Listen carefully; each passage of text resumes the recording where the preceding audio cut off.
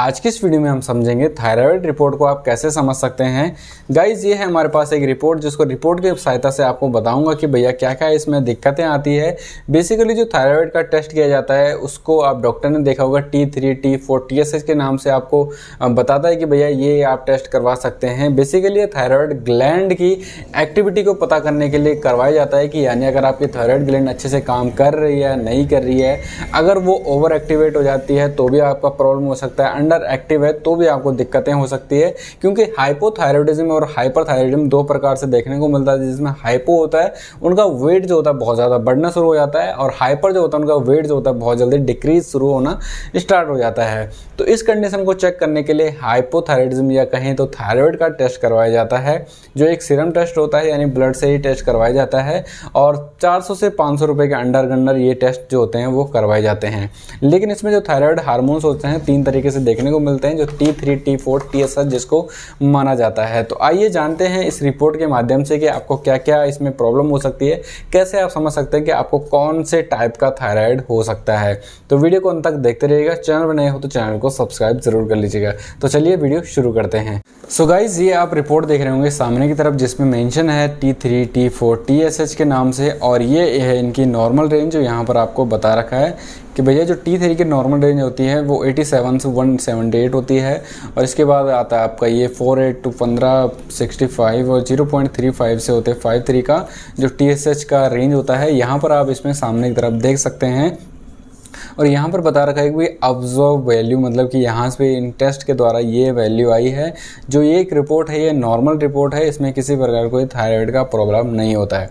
Generally thyroid का test जो होता है वो कब करवाया जाता है, जब पेशेंट का वजन घट रहा है या वजन बढ़ रहा है, या फिर डिप्रेशन की प्रॉब्लम हो रही है, या फिर उसको ठंडा गर्म का एहसास नहीं हो रहा है, या फिर किसी महिलाओं को जो होता है इरेगुलर पीरियड्स हो जाते हैं तो उनको थायराइड का जो होता है वो टेस्ट करवाया जाता है। क्योंकि इन सब से ही थायराइड जो होता है इन सब में ही बहुत अच्छे से काम करता है।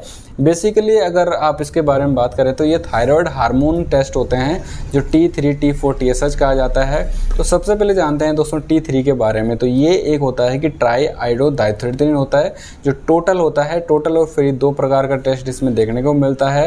आपको बात करें तो इसके बारे में, तो ये जो T3 और T4 जो होता है ये बेसिकली जो होता है थायराइड ग्लैंड का निर्माण करती है, यानी उसका हार्मोन्स को प्रोड्यूस करती है, जिसकी वजह से जो होता है वो प्रॉब्लम जो किसी भी प्रकार की, जैसे हाइपोथायराइड, BP वगैरह, या वेट बढ़ रहा है, ग्लैंड्स बढ़ रही है, गले में सूजन आ रही है, हेयर फॉल्स जैसे कंडीशन हो रही है, तो इनकी वजह से वो कंट्रोल में रहती है। अगर ये दोनों अप डाउन हो जाते हैं तो आपके लिए बहुत ज़्यादा प्रॉब्लम साथ ही साथ देखने को मिल जाती है। और T4 जो होता है इसको थायरॉक्सिन कहा जाता है, और TSH को कहा जाता है आपका थायराइड स्टिमुलेटिंग हार्मोन्स। बेसिकली जो ये दो हार्मोन है उन दोनों को कंट्रोल करता है TSH, मतलब ये इनका मास्टर ग्लैंड है।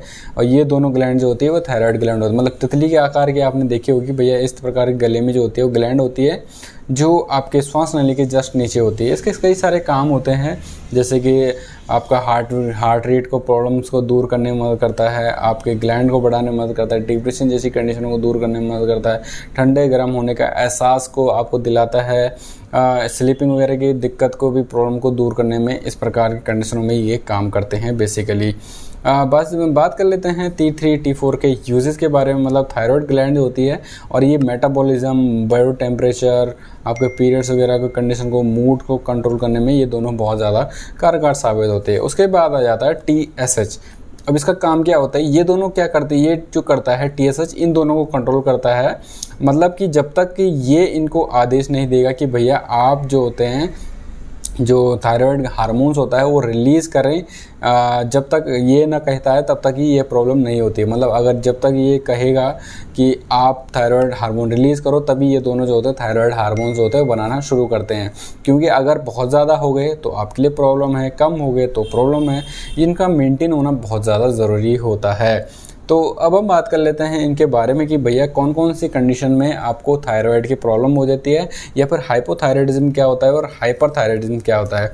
अब हाइपर जो होता है, आप सामान्य से भाषा में समझ लीजिएगा, ज़्यादातर लोगों का हाइपोथायराइडिज्म या थायराइड तब महसूस होता है जैसे उनका वेट बढ़ रहा है या वेट घट रहा है या फिर वेट बढ़ ही नहीं रहा है।